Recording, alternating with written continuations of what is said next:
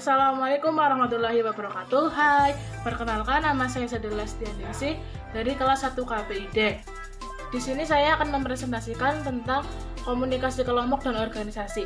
Jangan lupa ditonton ya guys. Komunikasi kelompok adalah komunikasi yang berlangsung antara beberapa orang dalam suatu kelompok kecil seperti dalam rapat, pertemuan, konferensi, dan sebagainya.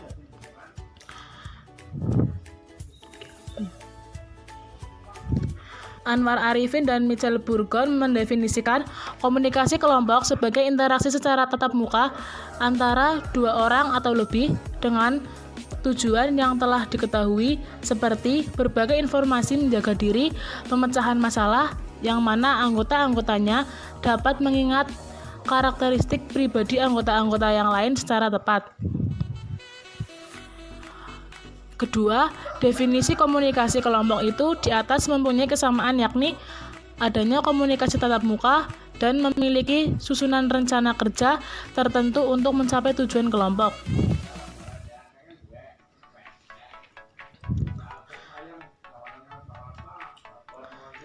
Sedangkan pengertian kelompok itu sendiri adalah sekumpulan orang yang mempunyai tujuan bersama yang aksi satu sama lain untuk mencapai tujuan bersama, mengenal satu sama lainnya, dan mendukung mereka sebagai bagian dari kelompok tersebut.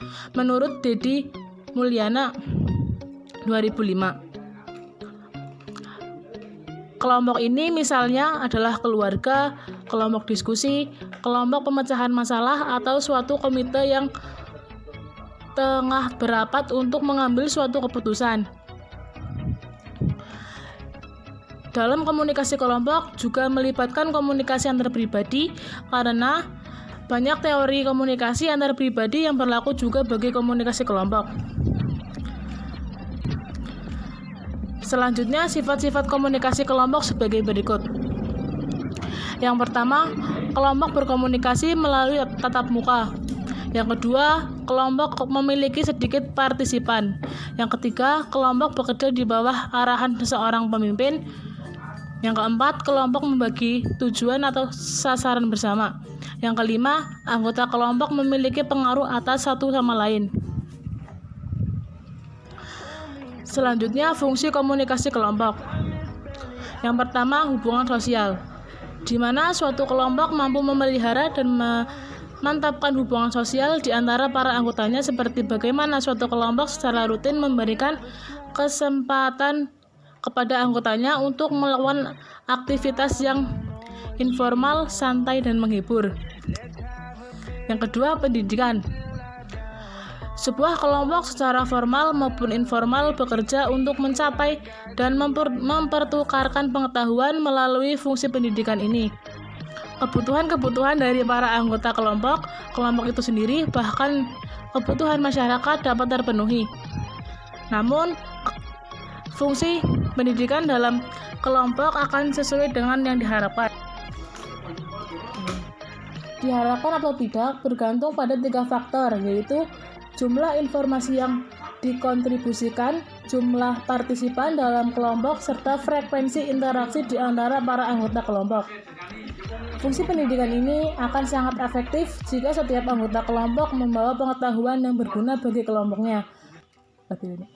Tanpa pengetahuan yang baru disumbangkan masing-masing anggota, mustahil fungsi edukasi ini akan tercapai.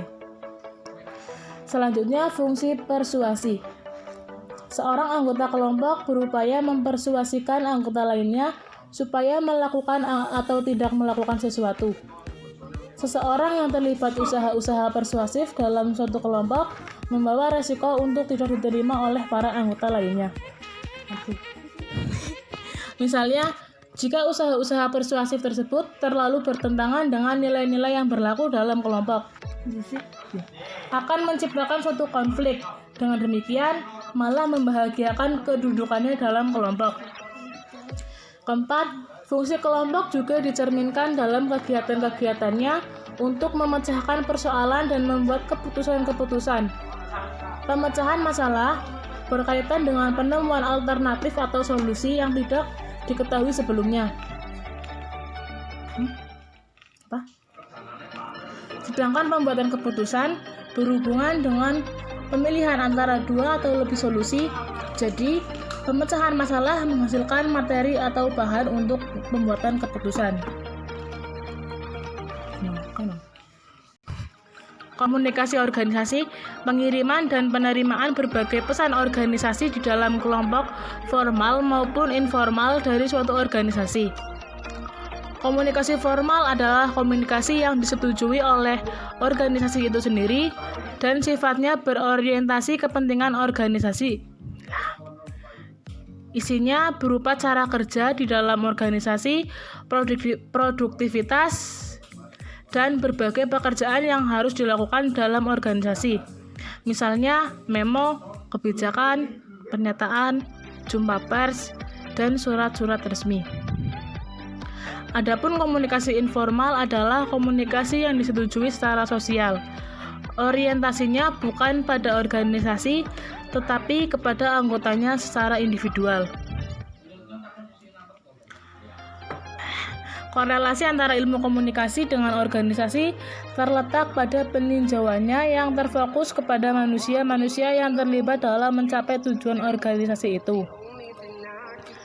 Ilmu komunikasi mempertanyakan bentuk komunikasi apa yang berlangsung dalam organisasi, metode dan teknik apa yang dipergunakan, media apa yang dipakai, bagaimana prosesnya, faktor-faktor apa yang mempengaruhi, faktor-faktor apa yang menjadi menghambat, dan sebagainya.